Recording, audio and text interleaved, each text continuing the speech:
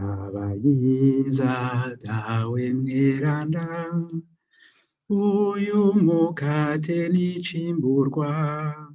c'isi n'ubwira bw'abantu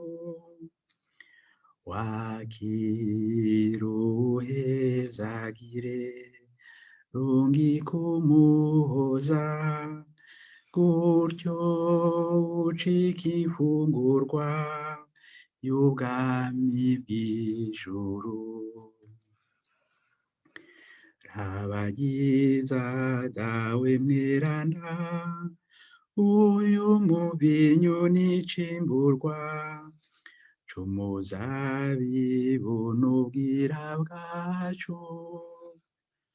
wakiruhezagire rungika umuhoza gutyo ubisezerano ry'ubwami bw'ijuru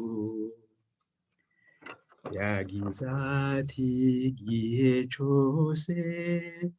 muzobigira munyibuka muzoba mumbere y'ivyabona gushika umusaza ugaruka rungika umuhoza gutyo igihe cose ducika inkuka nzima